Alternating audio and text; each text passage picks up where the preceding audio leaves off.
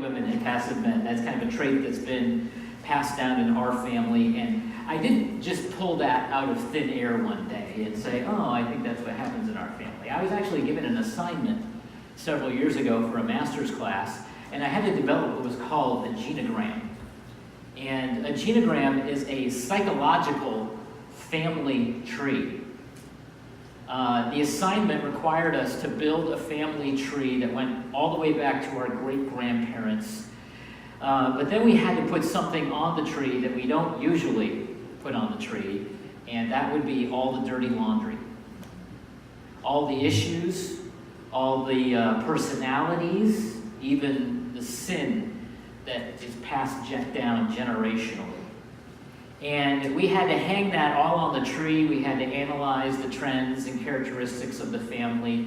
I actually had to talk to my dad about some of the things that he knew that I didn't know about great-grandparents and his parents. And the final analysis was heartbreaking, but not surprising: controlling women and passive men. And as I was thinking about that, I said to myself, I would love to do a more positive spin on the genogram. To hang on the family tree all of the redeeming qualities that have been passed down. And as I think about my family, I think about two things that I would love to see passed down from generation to generation. And one of them was that my mom had the gift of mercy. Now, I know we all have different spiritual gifts, and mercy is one of them, but we could all stand to be more merciful, right? My mom had a heart and an eye for the down and out and the poor and the sick and the handicapped, just like Jesus would. And that's a good trait that needs to be passed down. On my dad's side, my great-grandfather was actually a Church of the Brethren pastor in northern Indiana. And I didn't know that for years. I'm like, wow, I've got pastors in my past, over the, dating back to like almost 100 years ago. We pass down good and we pass down bad. And we've got to continue the good, and we've got to break the bad tendencies. We've got to continue good and godly legacies, and we've got to be the generation that ends dysfunction. All right, don't let these generations keep going. You can be the generation that kind of breaks some of the chains of dysfunction in your family, and also be the generation that even takes these good characteristics and good traits and even takes them to the next level. And so it is with a man named Noah. He passed down to us some very, very vital things for living. And as we'll get into in a little bit, he also passed down a little bit of a tendency for something else as well. Through the line of Seth, Seth was Adam and Eve's third son. I believe Colin is going to talk about him a little bit in a couple weeks. Noah, who we're going to talk about today, count them. Noah is the great grandson of Adam. All right, and if you want to know like the genealogies of all this, John and I were talking yesterday at the breakfast, and he sent me a little message yesterday, and he did a little bit of research, and he's like, these guys overlapped a little bit, and this guy lived that long, and it's really kind of fascinating. So if you want the genealogy of stuff, go to John. He did some good research on that. But Noah handed down to us two very important aspects of the way we live. One is very important if we're ever going to follow God like we should. And the other is indicative of a lie that many of us believe and tell ourselves and end up regretting. We're going to get into those a little later. But let's start in Genesis 6. We're going to read 3 verses to start off here in Genesis 6, starting with verse 5. It says, "The Lord saw how great man's wickedness on the earth had become." And that, get this is just mind-blowing here. Every inclination of the thoughts of his heart was only evil all the time. Wow. I mean, that's pretty exhaustive right there. Verse 6, the Lord was grieved that he had made man on the earth, and his heart was filled with pain. So the Lord said, I will wipe mankind, whom I have created, from the face of the earth, men and animals and creatures that move along the ground, the birds of the air, for I am grieved that I have made them. Another translation translates verse 6 this way, and the Lord was sorry that he had made man on the earth, and it grieved him to his heart. Noah's story starts with God's broken heart. God was grieved. His heart felt pain. And you know what? It hurts me. It grieves me that God's heart was hurting that much. It should hurt all of our hearts that God's heart hurt that much, to the extent that he said, I'm just going to wipe it all away. Everything. And I think he's probably still grieved at some level at the condition of humankind on this earth. And even on a more personal level, here's a question for us. How are we aware that we still cause pain in God's heart when we choose a wrong path? I mean, there was one thing that I never wanted to do when I was a kid. Maybe this is just my personality. I never wanted to disappoint anybody. Okay, it would wreck my heart if a teacher or a parent or somebody else in authority ever looked at me and said, I am so disappointed in you. You know, that would hurt more than a whooping. All right?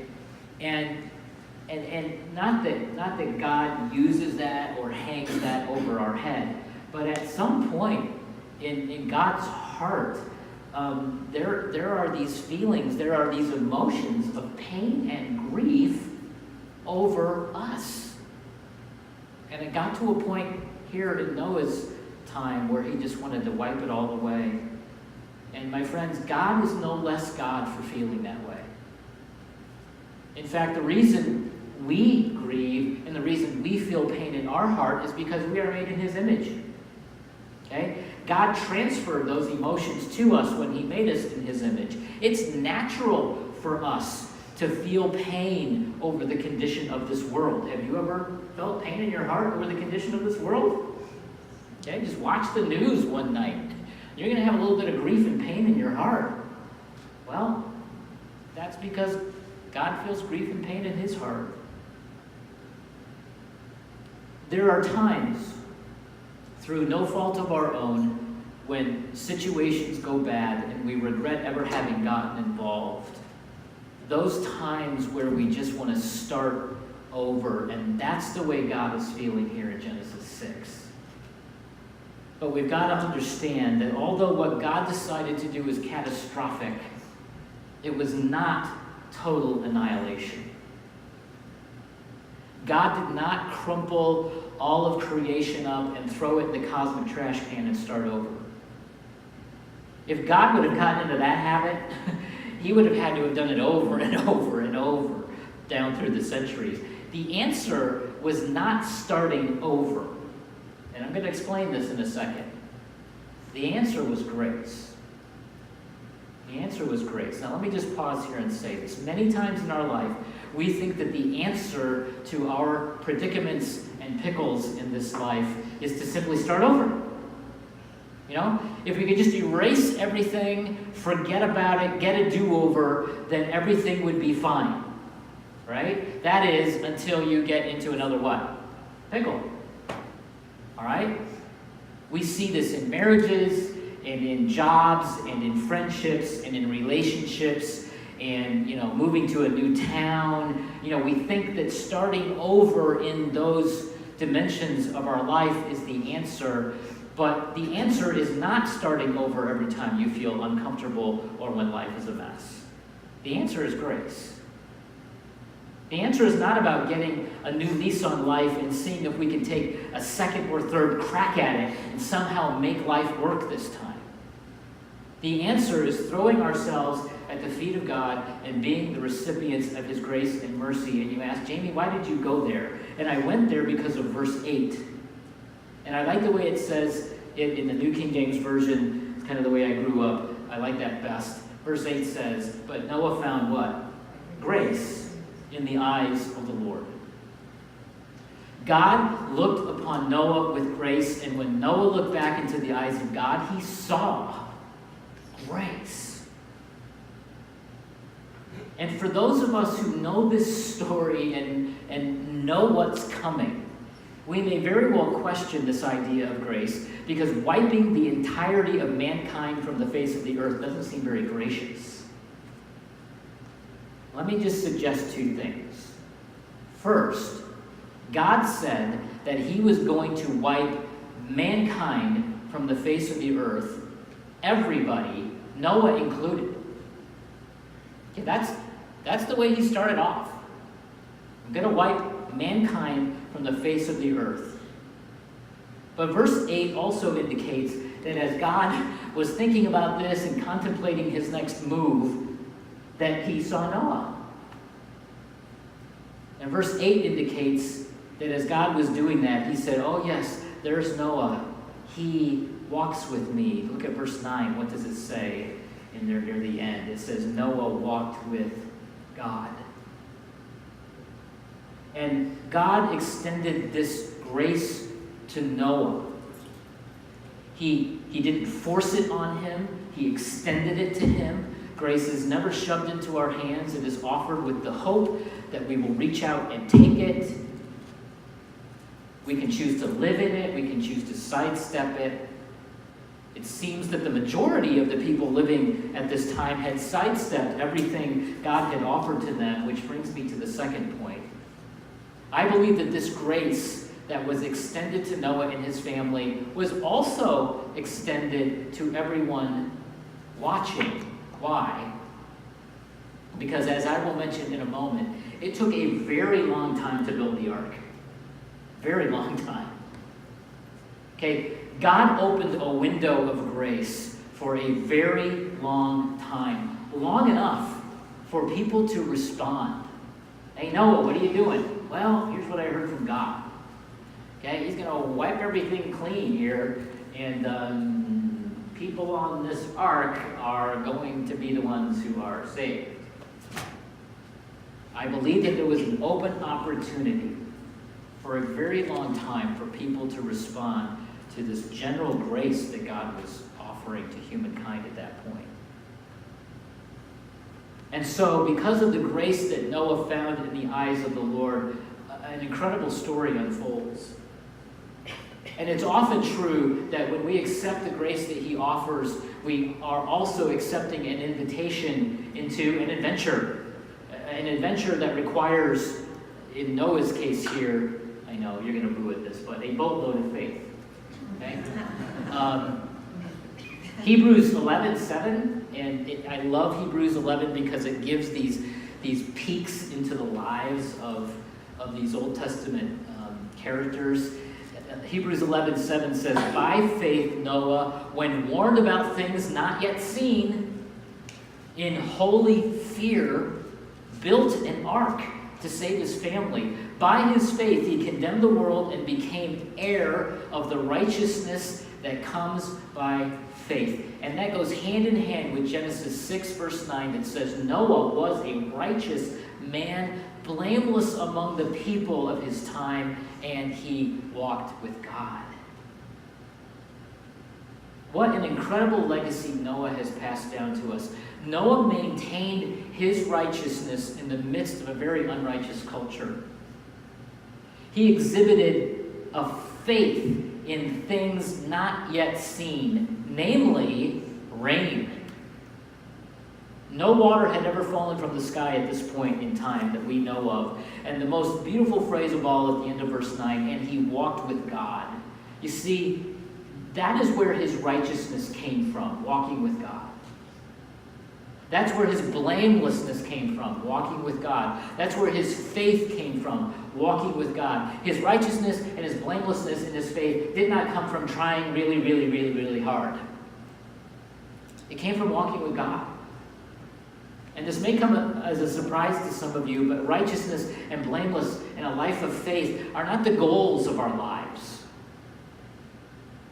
Even a moral, religious life is not what we are after first and foremost, because a moral and religious life can be lived completely apart from walking with God.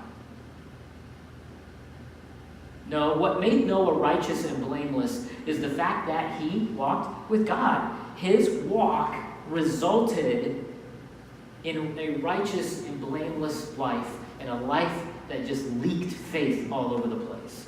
And my first concern for all of us, my friends, here at Crossroads, is that each of us is not just a moral, righteous, religious person. My first concern for each one of you is that you walk with God. That you would have what Richard Foster calls the with God life.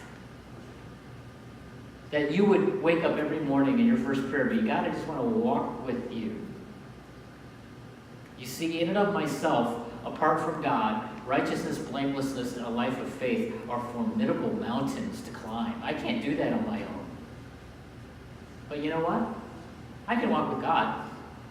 You can. I can talk to him, right? I can be with him. I can follow his ways. I can desire him and him alone. I can obey him. I can love him. I can consult with him. I can enjoy him. I can worship him. I can be his disciple. I can do that, right? You can too. You can walk with God, just like Noah did. And out of all of this, out of simply just walking with God every day of your life, you know what? Your life can be righteous and blameless, and you can live a life of faith too. Okay, one of the things that I love about some of these Old Testament characters, and this is a thought that I got from one of my mentors from afar years ago, that these guys are not exceptions. Okay, what good would it do us to have a Bible where it says, okay, here are all the exceptional people. You can't be like them, but learn from them. Okay? These are not exceptions. Noah is not an exception to the rule. He's not special. All right? This is normal. Noah is exhibiting a normal life. This is how things are supposed to go down in the kingdom of God. Walk with God, and then keep your eyes and ears peeled for how God speaks to you in that context.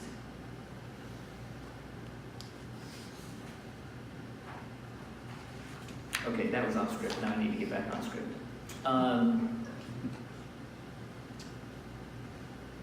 When you do that, you may be asked to do something that God needs you to do. And Noah was asked to act upon something that had never happened before. He had nothing to go on besides communication from God. Now, most of us beg for that, right? How many of you have ever said, God, if you would just speak audibly to me, I'll do it. You know, God, if you would just write it in the sky, I'll do it. And then when he does, what do? God, was that really you? Right? We pull a Gideon. God, was that really you? I mean, I just begged that you would show yourself plainly and clearly, and now that you did, I'm not so sure I heard correctly. What was that? You want me to build a what? Can we just admit that what Noah made look easy is not really all that easy? I'm sure he struggled in there a little bit. It required faith. It required the kind of faith that gets you into Hebrews 11. The kind of faith that you can muster only if you walk with God. My friends, if you do not walk with God like Noah did, you will not have that kind of faith. And therefore, God will not tap you when he needs something done. Do you think he's going to tap somebody on the shoulder if they're not walking with him? I want you to do something extraordinary like build an ark. And it's sad to say that there are many Christians who simply don't walk with God, and therefore they are seldom tapped to enter into that larger story that faith requires. Noah had no comprehension, what a boat was. It had never rained. There had never been any kind of catastrophic natural disaster that we know of. And in many ways, Noah was like the first director of FEMA. He had to manage an impending emergency. And he was told to build a floating monstrosity that was at least 450 feet long, 75 feet wide, and 45 feet high. Now, in order to give you a visual, and I know that we have the Ark encounter now, okay, in Kentucky. Okay, I'm sorry. God only told one guy to build an ark. Okay, I'm a little biased on this one. I don't know where his money goes for people who pay to see that thing, but hopefully it goes to somewhere good, all right? But I know we can actually have a visual right now of how big that thing was if you go to Kentucky and see it. But since this morning we can't, let me just give you a little bit of a visual that the ark was a football field and a half long. It was a little bit more than half of a football field wide, and it was 3 stories high. And experts say that these dimensions, and we should not be surprised at this, these dimensions were perfect, so that the ark was basically untippable. Does that surprise you? Okay, where did the dimensions come from? God. Okay, he gave perfect dimensions. This thing was untippable. And can you imagine the surging of the waters as the whole flood happened? How that would have been probably very easy to happen. But God provided dimensions that made it basically unsinkable and untippable. As far as the square footage of the ark was concerned, the average home size in America is 1,400 to 2,700 square feet. The ark is estimated to have had over 100,000 square feet of decking. Biblical scholars estimate that anywhere from 35,000 to 50,000 animals were on board. And it's estimated that it took just shy of 100 years to complete the project. The world would not see another boat of this size until the Italian liner Etruria was built in 1884. Are you getting a little bit of the picture of what Noah was asked to do? And so the event happened just as God designed. The known world, the remaining inhabitants, were destroyed by a catastrophic flood. And Noah and his family and tens of thousands of animals were rescued and left floating for over a year. Now, without getting too deep into the mind of God this morning, you may be wondering, couldn't there have been another way? I mean, I thought God was a good God. He is good. He's a good God. And one of his absolutely good qualities is his patience and his long-suffering. Scripture tells us that he's not willing that any should perish. I think that's why, let's give a huge window here for people to respond. He suffers long with us. His patience far outlasts any length or intensity of patience that you or I might have.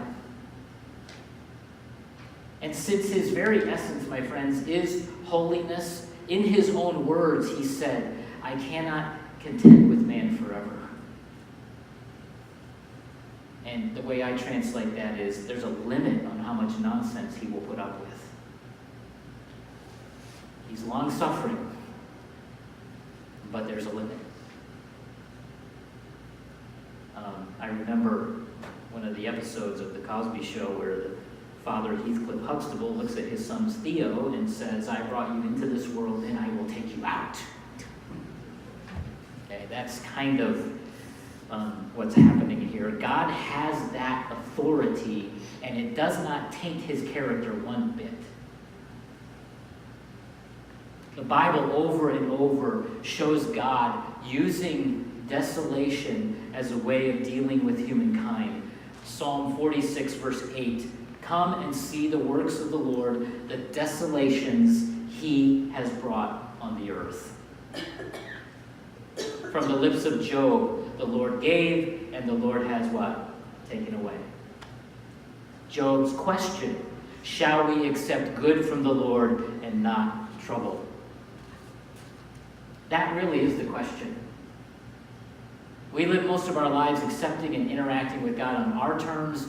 Our terms limit God to using only those things that we deem acceptable to use to walk with us, right? God, you can speak to us through the Word, but not through cancer.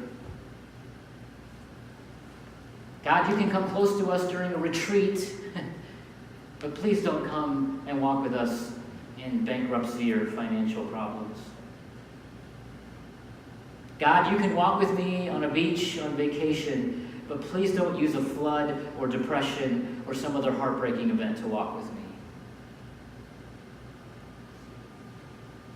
God, in his wisdom, in his sovereignty, sometimes uses desolation to accomplish his will and to walk with us in that. And that's why it's so vital that Noah chose faith. Because if you don't choose faith in a moment of desolation, you will go through the mental gymnastics that will cause you to doubt God's goodness. Faith allows us to transcend the temptation that God is sometimes not good. Faith also transcends the temptation to try to figure out God before we do what he asks. That's why faith is so vital. However, again, you can't be exhaustive in the life of Noah, but there's a little incident recorded at the end of Genesis 9 that tells us that Noah wasn't perfect. And I'm just going to sum it up for you here. You can read it later. It seems as though, as soon as Noah could, he planted a vineyard. After flood was over, the waters went down, the vegetation started to grow back, he was able to do a little bit of farming. He built a vineyard, he planted a vineyard, and the scripture says, quote, when he drank some of its wine, he became drunk and lay uncovered inside his tent. Now, sometimes you have to use a little bit of sanctified imagination. And in my imagination, I see a man who was probably a little stir-crazy after he got off the ark. Can you imagine? Can you kind of feel what he felt? You know, after over a year floating with, hyenas laughing and lions roaring and elephants doing whatever they do and family that you can't get away from. Can you imagine? Can you imagine how stir-crazy that Noah must have been? And the temptation at the end of all of that was to say, hey, I deserve a little bit of self-indulgence. Look what I just did for God.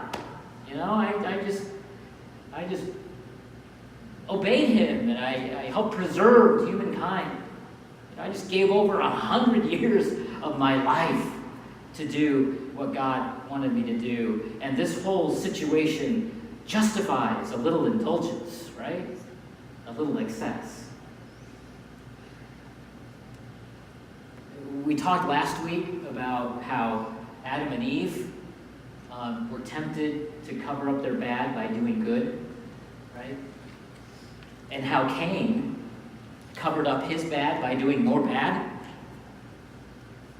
And if you picture that whole scale thing again, instead of covering up his bad by doing good and tipping the scales in his direction, maybe Noah thought, the scales are tipped pretty much toward the good, right? I mean, it's way down over here on the good side. So maybe a little bad won't matter. Very well could have thought that. Be honest, we do the same thing, don't we? He has passed down something to us that says we will look for ways to indulge as a way of rewarding ourselves for being good.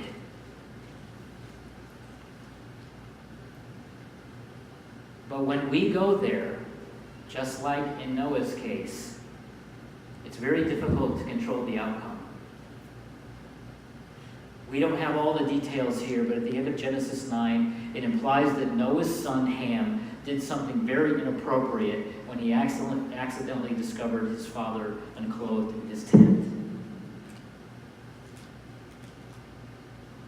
And what that tells us is that sin was not eradicated with the flood.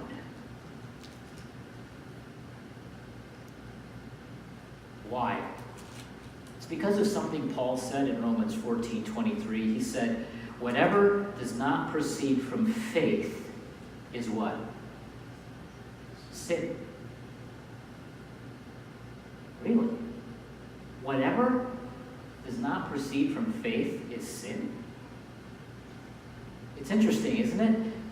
Noah, after a lifetime of walking with God and exercising deep faith, even Noah can have a vulnerable moment in which he does not act in faith. And according to Paul, a lack of faith leads to sin or is sin, and it makes sense. If faith leads to obedience, if faith leads to building an ark and following God in that way, then a lack of faith is obviously going to lead in the other direction. A lack of faith says, I'm going to figure this thing out on my own. I'm just going to indulge a little. God, I deserve it. I've given up so much for you. Let me just have this moment for myself. And my friends, the heart is a very vulnerable place. And it's in the heart that we have that type of a conversation that I just described with God. We have that in our heart. And more likely, in our heart is where we self-talk ourselves into living a few moments on our own, without faith, living in the anxious world of our worries and our self-gratifications. That's why Proverbs 4:23 is so important in our walk with God. Above all else, guard your what? Heart. Not because it's bad, but because it's a treasure.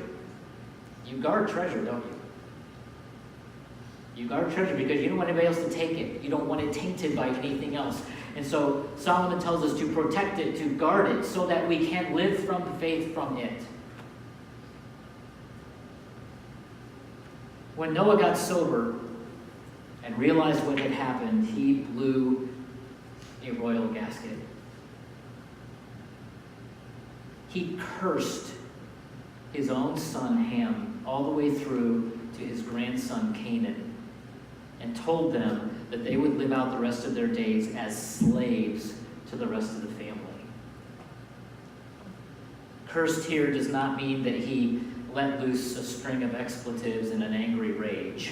Okay, cursed here means that he spoke and declared a consequence over them that became a reality. Be careful what you speak over people as far as curses are concerned, because sometimes it becomes a reality. Be careful of the curses. Noah passed down to us two very important paths of spiritual formation. He passed down a faith that transcends the temptation to figure out God before we do what he asks. The faith to go with God's ways and thoughts that are in a different dimension than ours. Of faith to work at something for decades and decades without wavering, because you believe that God will come through with what he said he would do. The kind of faith that made him walk with God, find grace in his eyes, and live a righteous and blameless life. But he also passed down to us the temptation to reward ourselves for being good. To reward ourselves after a particular faith event is over. And I find it a bit ironic, but if you would look, not now but later, but if you would look in the verse right before the section in Hebrews 11 that speaks about Noah, it says this: He, God, rewards those who diligently seek him. Who rewards us? God. God rewards us. And I wonder, you know what, after we've acted in faith, after we've obeyed, after the Lord comes through with what he said he would do, after the rainbow, after the promise, can we just be okay with that? Can we be okay with how God writes the end of the story? You know, if God chooses to give us further reward for seeking and obeying him, can we just wait for that instead of jumping in and rewarding ourselves? Here's the bottom line for me from the life of Noah. Live a life of faith, and then let God reward you however he wants to. Be okay with God rewarding you and not doing one of these. Not saying, okay, well, you know, God, if you're going to hang back a little bit after I've just obeyed you, maybe I'll just indulge a little bit myself.